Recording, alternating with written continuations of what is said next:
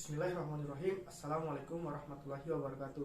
Perkenalkan, nama saya Dirah Maidin dengan NIM 03213669. Pada video kali ini saya akan menjelaskan materi tentang kelas 4 tema 2, yaitu selalu berhemat energi, yang akan berpatokan pada subtema 1, yaitu sumber energi.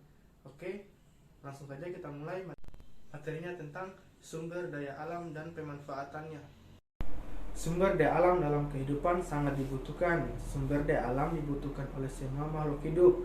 Makhluk hidup tersebut terdiri dari manusia, hewan, dan tumbuhan. Masing-masing makhluk hidup memanfaatkan sumber daya alam secara berbeda-beda. Contohnya, sumber daya alam oleh manusia digunakan untuk memenuhi kebutuhan hidup. Di samping itu, sumber daya alam digunakan juga untuk kegiatan ekonomi. Manusia membagi sumber daya alam ke dalam dua jenis, yaitu jenis yang pertama yang bernilai ekonomis rendah, dan yang kedua adalah yang bernilai ekonomis tinggi. Sumber daya alam harus dikelola secara bijaksana. Dengan demikian, kita dapat terus memanfaatkannya. Tahukah adik-adik apa yang dimaksud dengan sumber daya alam yang dapat diperbaharui dan tidak dapat diperbaharui, dan bagaimana penyebarannya, serta apa saja manfaatnya dalam bidang ekonomi? Indonesia merupakan negeri yang makmur dan kaya. Kita wajib bersyukur kepada Tuhan Yang Maha Esa. Sumber daya alam yang terkandung di Indonesia amatlah beragam. Sumber daya alam adalah kekayaan alam yang terdapat di bumi. Bentuknya dapat berupa benda mati maupun makhluk hidup. Sumber daya alam disediakan oleh alam. Ada yang langsung memanfaatkan sumber daya alam, namun ada pula yang masih harus diolah agar dapat dimanfaatkan.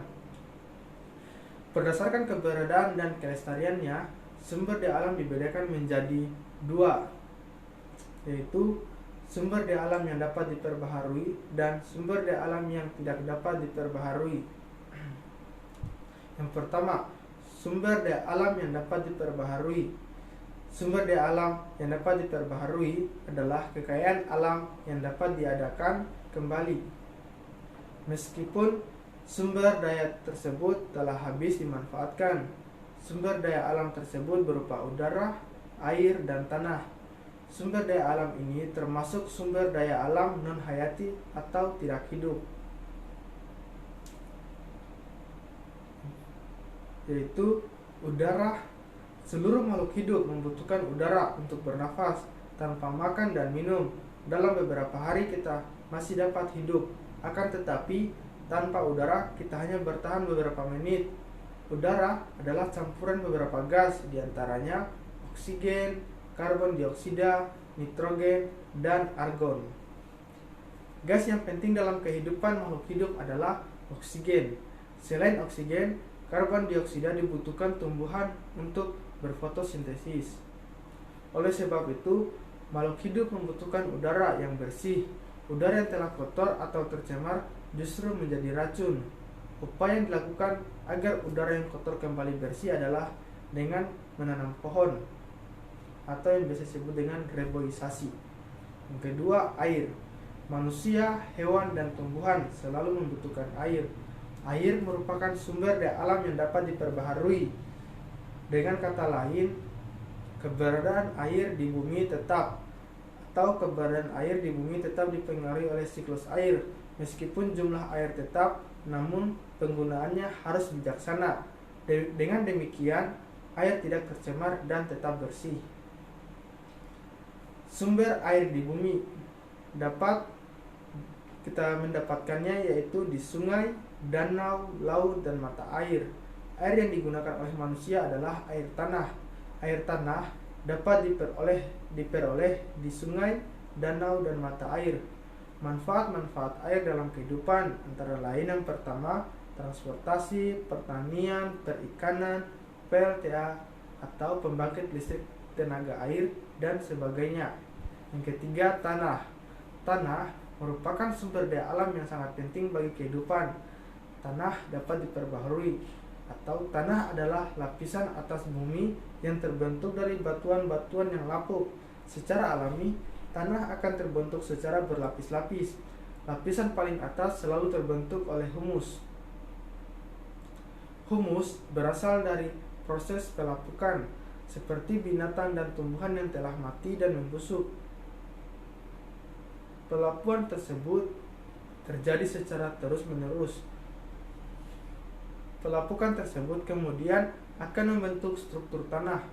Manfaat tanah dalam kehidupan sangat banyak, diantaranya pertanian, perkebunan, peternakan, dan sebagainya. Yang kedua, sumber daya alam yang tidak dapat diperbaharui. Sumber daya alam yang tidak dapat diperbaharui adalah sumber daya alam yang tidak dapat diadakan kembali setelah digunakan. Sumber daya alam yang tidak dapat diperbaharui terdapat di dalam perut bumi. Barang-barang yang terdapat dalam perut bumi disebut dengan barang tambang. Barang tambang tersebut ada yang berbentuk logam, mineral, dan bukan logam. Apabila telah habis digunakan atau tidak dapat diadakan lagi, oleh sebab itu dalam pemanfaatannya dibutuhkan pengaturan. Selain itu penggunaannya perlu dihemat agar tidak lekas habis. Kemudian kita masuk pada pemanfaatan manfaat sumber daya alam. Pemanfaatan sumber daya alam. Sumber daya alam harus dimanfaatkan sebaik mungkin. Dengan demikian, sumber daya alam tersebut dapat terus kita nikmati. Sumber daya alam yang ada di Indonesia bermanfaat untuk pemenuhan hidup masyarakat. Pemanfaatan sumber daya alam antara kota dan desa berbeda-beda. Pada daerah perkotaan, sumber daya alam diolah secara modern, lain halnya dengan daerah di pedesaan yang masih tradisional. Selain itu, kebutuhan sumber daya alam di perkotaan lebih besar dibandingkan di pedesaan. Namun, sumber daya alam yang dimanfaatkan tersebut digunakan untuk meningkatkan kesejahteraan masyarakat. Apabila hanya dimanfaatkan saja, kekayaan alam akan makin berkurang. Akhirnya akan habis sama sekali. Apabila hal itu terjadi, maka makhluk hidup akan menderita, terutama manusia yang paling banyak memanfaatkan sumber daya alam. Kemiskinan akan terjadi, mungkin pula akan timbul kelaparan. Supaya tidak lekas habis, perlu upaya pelestarian. Kekayaan alam harus dilestarikan agar dapat dimanfaatkan terus-menerus. Untuk itu, manusia wajib selalu berusaha melestarikan alam. Cara melestarikan kekayaan alam adalah sebagai berikut.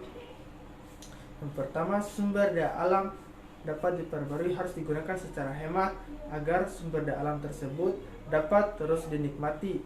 Selain itu, sumber daya alam yang dapat diperbarui pemanfaatannya juga harus bijaksana. Yang kedua, mencari bahan pengganti untuk sumber daya alam yang mudah habis. Ketiga, upaya perlindungan dilakukan dengan membuat suaka margasatwa dan cagar alam. Suaka margasatwa adalah perlindungan terhadap hewan, khususnya pada hewan langka agar tidak punah. Cagar alam adalah perlindungan terhadap hutan atau tumbuh-tumbuhan. Keempat, penanaman pohon kembali atau yang biasa disebut dengan reboisasi. Kelima, pembuatan terasering untuk mencegah erosi. Selain itu, kesuburan tanah tetap terjaga. Keenam, mengelola limbah agar aman sebelum dibuang. Dengan demikian, limbah tidak akan merusak lingkungan.